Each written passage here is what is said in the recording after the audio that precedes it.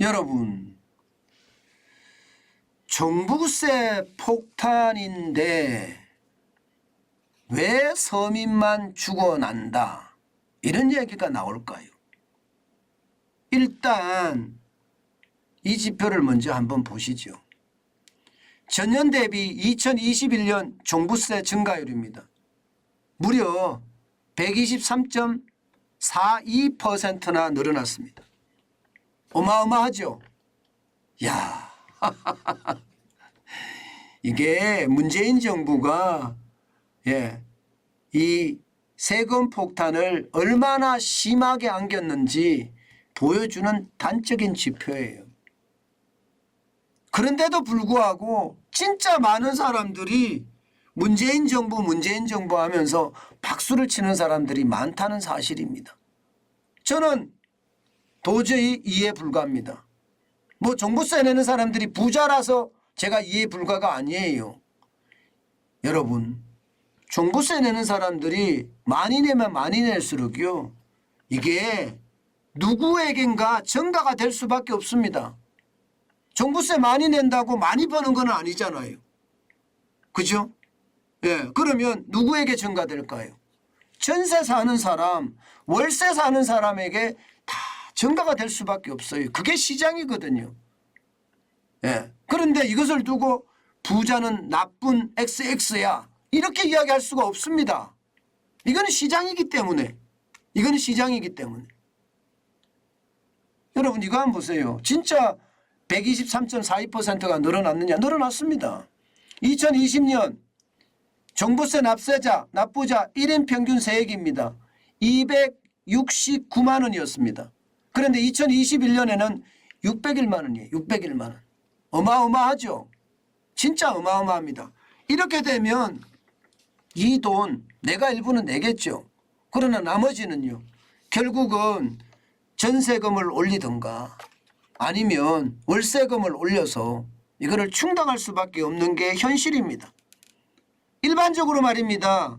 이게 OECD에서 OECD 연구원들이 실제 조사한 게 있습니다. 그 내용을 보면 말입니다. 보유세가 1%가 오르면 월세는 0.06%가 오른다, 이렇게 이야기합니다.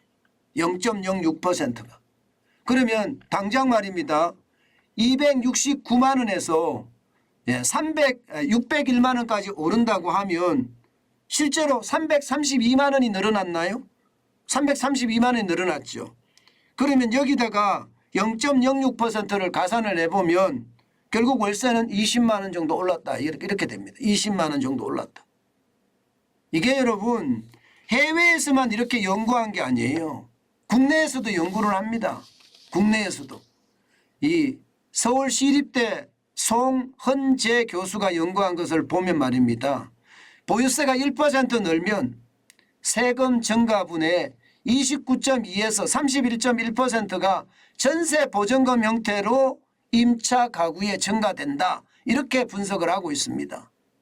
월세에는요 46.7%에서 47.3%로 더 증가가 된다, 이렇게 이야기합니다. 그러니까 전세보다는 월세 받아서 종부세를 내면 되니까 전세에 더 타격이 된다는 이야기잖아요. 타격이 된다는 이야기잖아요. 문제는 금리까지 더 치솟으니까, 금리까지.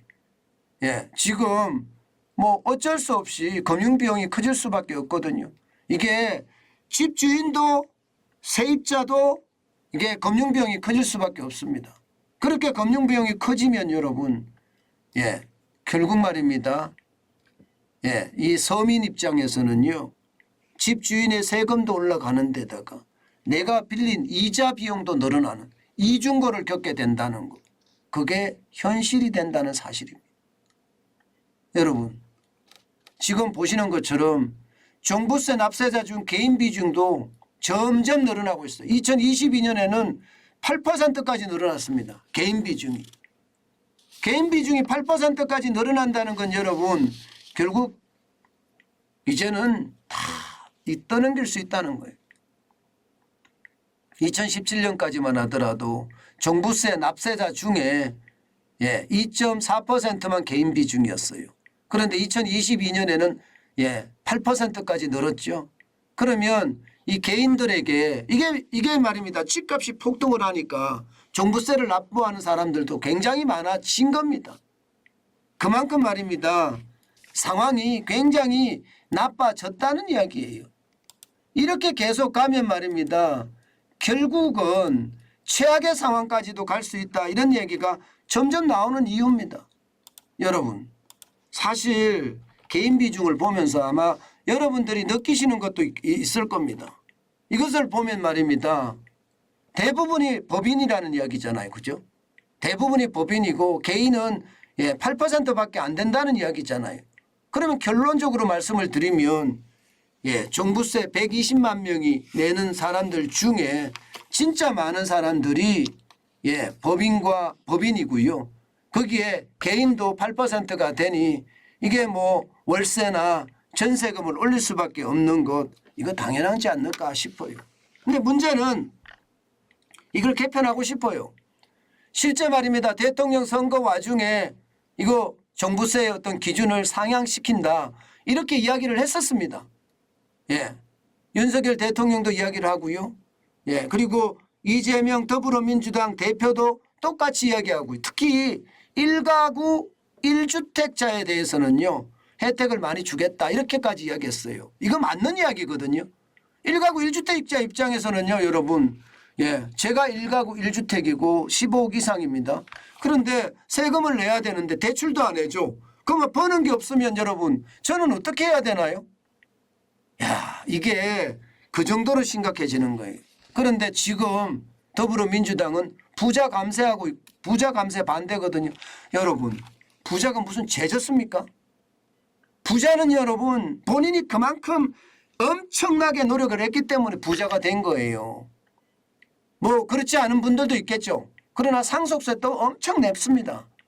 그러면 좀 사회에서 부자를 인정해주고 그 부자들에게 혜택을 주면서 돈을 쓰게 하는 거예요. 국내에서. 요즘 부자들 진짜 많은 부자들은요 국내에서 돈 안 쓴다고 그러잖아요. 해외 나가서 다 쓴다고 그러잖아요. 이래서 되겠습니까? 나라가 뭡니까? 나라가 국민을 보호하는 게 나라인데 부자는 무조건 안 된다. 도대체 이런 발상, 저는 낸 자체가 웃겨요. 이런 발상을 낸다는 자체가. 지금 이 시대가 어느 시대인데 우리가 뭐 아직도 공산주의 이런 시대에 사나요? 지주는 뭐 처단해야 된다. 뭐 그런 기본의 원칙인가요? 저는 우리나라의 어떤 586이라나요? 386이죠. 옛날에 386. 지금 586. 이제 686이 돼갈 수도 있겠네요. 이들의 생각, 저도 그 세대지만 참 답답합니다. 시장을 좀 알아야 되는데 시장을 모른다는 게 결국 말입니다. 서민 부담만 커질 수밖에 없고요. 또 조세 저항만 늘어질 수밖에 없습니다. 여러분 보세요. 종부세 심판 청구하는 게 지금 2021년에 284건이었습니다. 그러던 것이 2022년 3,843건입니다. 이 조세 저항이 본격화됐다는 거예요. 조세 저항이. 이게 뭐 지금 21년에 비해서 지금 몇 배나 늘은 겁니까? 지금 10배 이상 늘었잖아요. 10배 이상. 그러니까 심각한 겁니다. 문제는 여러분 여기에서 끝나지 않습니다. 왜 끝나지 않느냐? 여러분 이거 한번 보세요. 이 집회 한번 보세요. 종부세 대상이 점점 늘어날 겁니다. 왜냐하면 아파트 가격은 계속 올라가니까. 지금이 떨어진다고 이야기하더라도 말입니다.